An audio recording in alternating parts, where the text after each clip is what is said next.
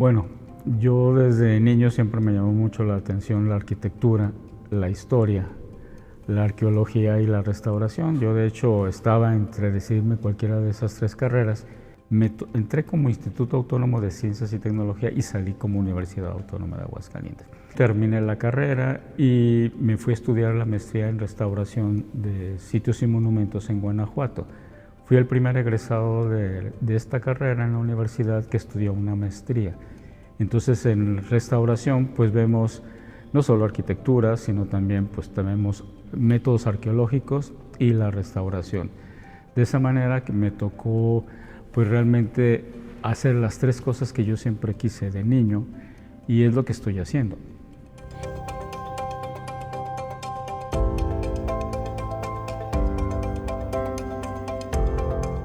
Voy a empezar con una frase de Platón que dice: quien no conoce en el lugar donde vive es un extranjero en su tierra. Y de hecho, muchos somos extranjeros en la tierra en que vivimos. Creo que eso es algo muy importante porque el legado cultural pues es la herencia que todos recibimos, es la evolución y los testimonios de épocas del pasado que nos han hecho estar y ser lo que ahora somos. Y bueno, si no conservamos nuestro legado, pues es como también otro dicho que dice: nadie sabe lo que tiene hasta que lo ve perdido. ¿Para qué nos lamentamos de las cosas? Aparte, la restauración y la puesta en valor de los edificios históricos no solo nos demuestran lo que pasó, sino que también no son elementos de referencia, son elementos de identidad. Si nosotros queremos ir a una otra ciudad, ¿qué vamos a ver? Generalmente los edificios emblemáticos, sí, los edificios históricos. Se ha entendido siempre que la forma de tener un arraigo es muy importante el entorno. Cuando los inmigrantes van a otra ciudad, a otro país, para no sentirse huérfanos, vuelven a recrear elementos del entorno donde proceden. Y mientras no intentamos eso, vamos a seguir destruyendo la cuestión del patrimonio. Entonces es muy importante conocerlo, valorarlo, conservarlo y legarlo, porque a final de cuentas, pues el patrimonio es de todos, no es del que compra el edificio, ¿sí? Sí. O la autoridad en turno que decide qué es lo que va a hacer o lo que no va a hacer. Ya cuando decimos vieja, no decimos antigua, decimos vieja, o decimos, no, es que no tiene cantera, pero es que la cantera no siempre es un elemento importante. Claro que lo es porque es un sistema constructivo, pero la cantera se usó como muchas cosas. Entonces, uno de los pretextos para demoler las construcciones es que no tiene cantera. Entonces tenemos a veces una actitud demasiado estrecha con respecto a la importancia del patrimonio. El patrimonio es muchísimas cosas, hay material e inmaterial. Por ejemplo, todo este edificio que vemos nosotros aquí es un patrimonio material, pero toda la concepción filosófica, teológica, mariana, que está reflejada aquí y que dio origen a todo este edificio es patrimonio inmaterial, porque es el pensamiento.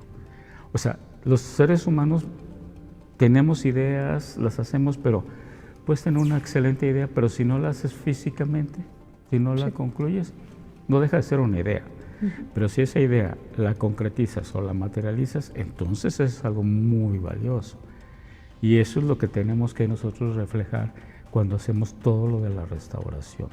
Nosotros tenemos que tener mucho respeto por lo que encontremos, no lo que nos guste. Y para eso es importante que haya siempre un grupo interdisciplinario en lo que entren los historiadores, los arquitectos, los restauradores de bienes muebles, para poder tomar las decisiones lo más acorde posible a lo del edificio. Hay cosas que son muy obvias, pero hay otras que no lo son. Entonces el problema es poder diferenciar precisamente y ser lo más honestos posibles como profesionistas y tener una ética de respeto sobre lo que se... No con lo que te diga, pues es que no me gustó esto, pues puede a mí no gustarme, pero el gusto de la época. Claro. Y así hay muchas cosas que las hemos rescatado y que con el tiempo pues no le gustan a la gente y las borra o las tira, etcétera, ¿no? Entonces falta mucha conciencia de lo que es el patrimonio edificado.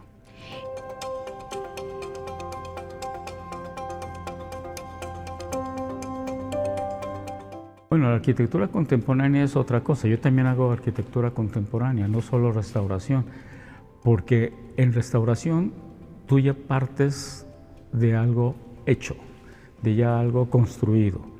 Y en la arquitectura contemporánea tú lo vas a hacer. A final de cuentas, lo que hagas bien en la arquitectura contemporánea va a ser legado para las siguientes generaciones. A veces se nos olvida.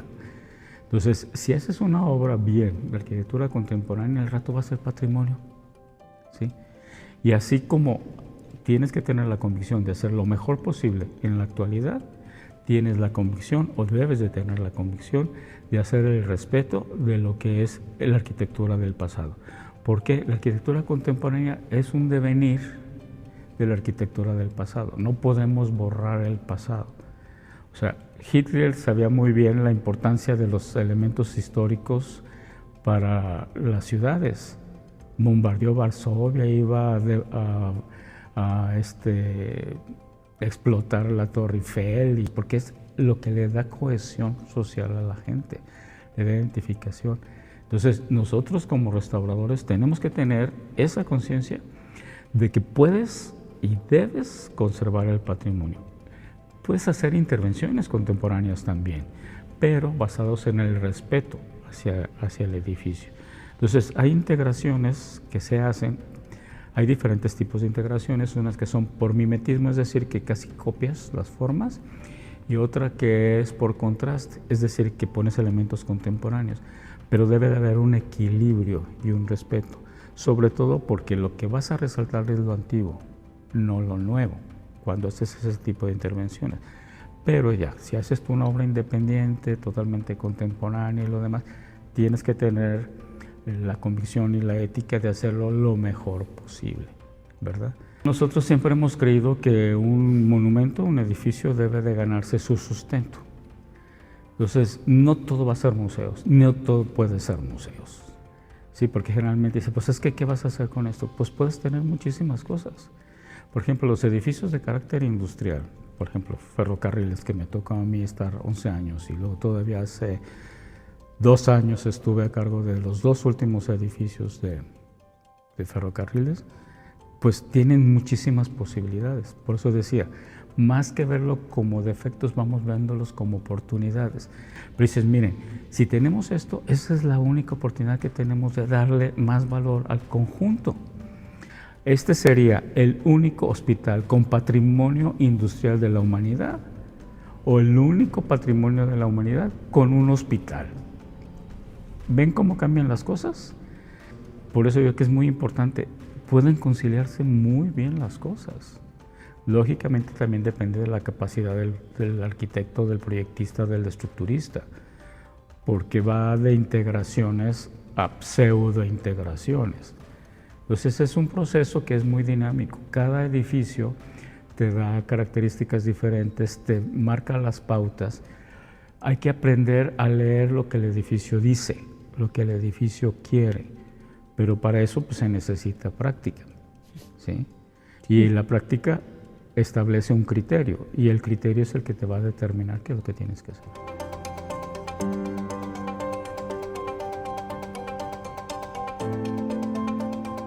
Sí, es que depende de cada uno de los edificios. Entonces, a mí me gusta mucho trabajar en equipo, ¿sí? Porque uno no tiene la verdad absoluta.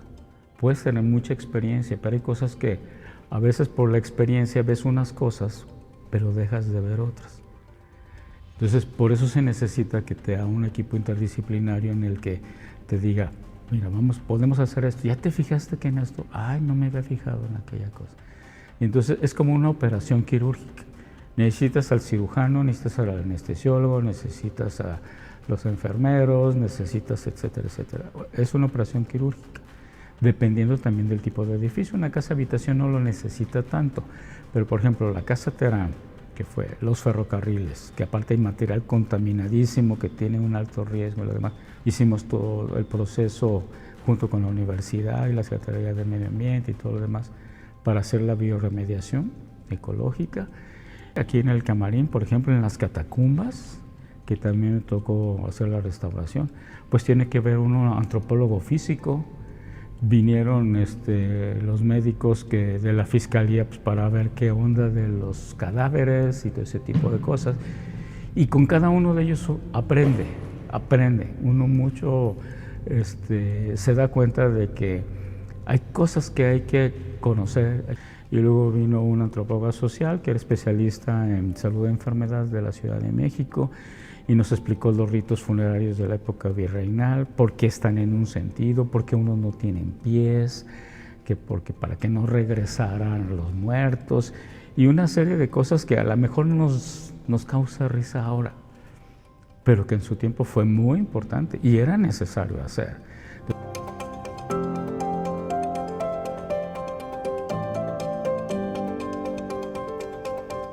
Yo creo que es fundamental las dos.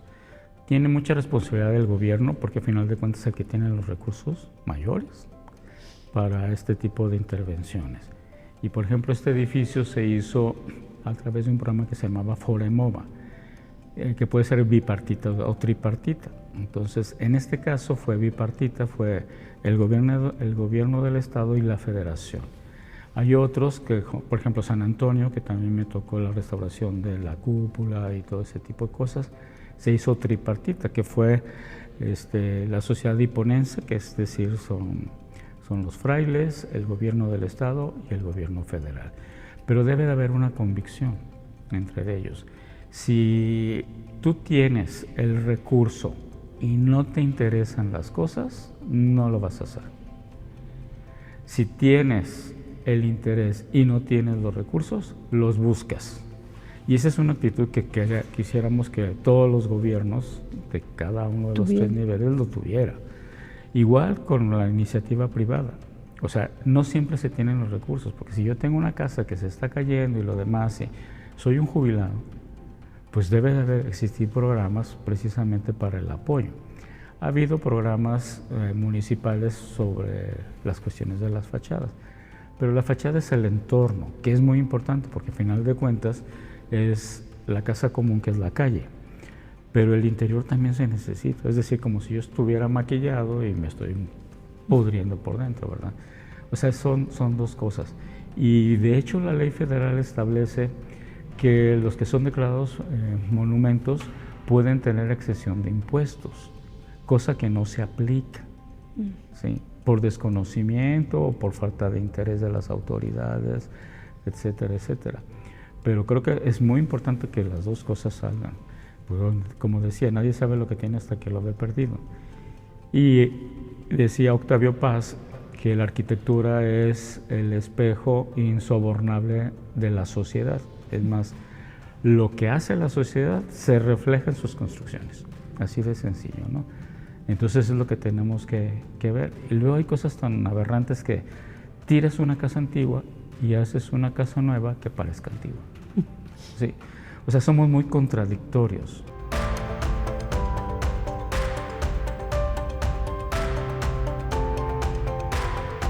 Es muy importante utilizar las técnicas contemporáneas junto con las técnicas antiguas. No porque sean antiguas han dejado de funcionar. Yo uso técnicas mixtas. Hay nuevos materiales para los estudios de laboratorio, son importantes para ver el tipo de madera, para ver el tipo de apolillado, para ver la resistencia de los materiales, de la cantera, del ladrillo, del adobe, el cemento. Hay muchas cosas que se pueden integrar, pero hay que ver cómo funciona el edificio primero antes de llegar y meter cosas, ¿no? Entonces hay que hacer la prospección con las técnicas contemporáneas. Tenemos radares, tenemos láseres, tenemos pruebas de laboratorio, de resistencia a materiales, tenemos microbiología, tenemos una serie de cosas que son súper importantes, que hay que usarlas antes de. Ya tomando la decisión de las condiciones, entonces hay que aportar lo que se pueda de la tecnología contemporánea para el rescate de las cosas. Y si fuera necesario, podemos combinarlo con las técnicas tradicionales.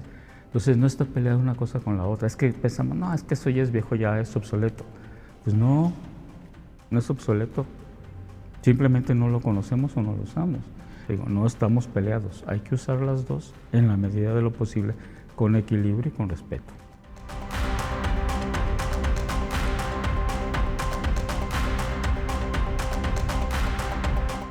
Híjole, es que son diferentes, son muy distintos. Por ejemplo, pues este edificio es un edificio maravilloso, pero muy desconocido. Lo que ha tenido más impacto en la sociedad, y que estoy muy contento de haber participado con sus asegúnes y todo, son los extalleres del ferrocarril.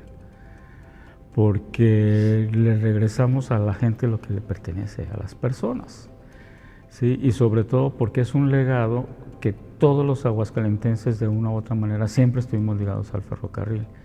Cuando estábamos haciendo los estudios, porque los talleres eran un ente cerrado, nada más el área de la estación y del expreso estaba abierto, todo lo demás estaba cerrado y la gente no lo conocía.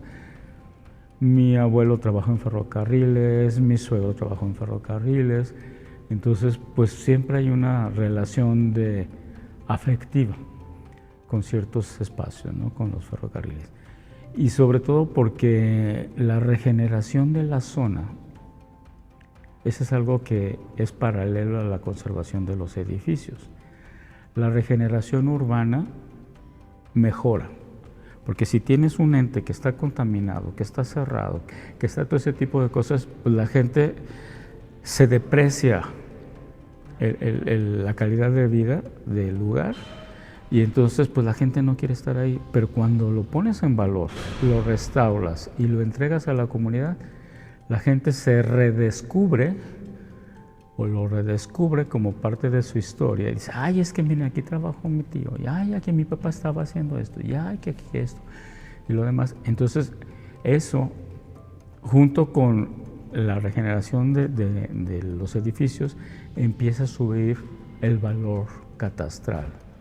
La gente quiere vivir cerca de, porque ya es un entorno agradable, ecológicamente limpio, etc. Lo mismo pasó con los arquitos. Los arquitos estuvieron a punto de demolerlos en los primeros baños públicos de Aguascalientes, la primera alberca pública de Aguascalientes. Y porque era una zona donde iban a drogarse. Además, hay un patio que era de la Casa Pons que le llamábamos el cementerio, porque estaba lleno de bolsas de cemento amarillo tirado ahí, ¿no? Nos tocaron muchas cosas ahí y entonces pues nadie quería alrededor de los arquitos. Era una zona muy degradada. Y se restauraron los arquitos y todo eso empezó a mejorar. Entonces, esos son los beneficios de la restauración y de la conservación de los monumentos.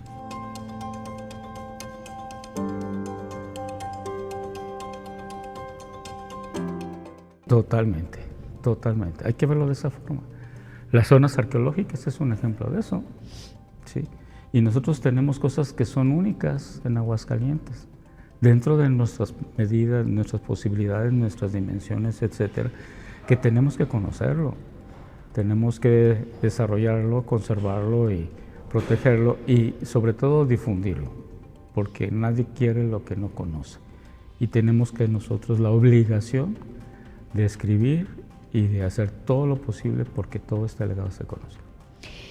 En muchas cosas, en patrimonio tangible, en el intangible, en la sociedad, en la cultura, en la historia, en la arqueología, en los aspectos humanos, en las interrelaciones personales, sociales, etc.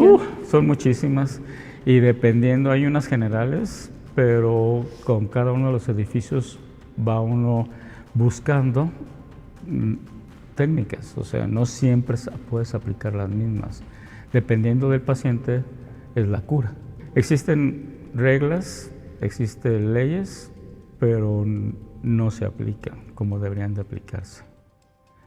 Porque, bueno, sabemos que poderoso caballero es don dinero y aparte existen los sabadazos.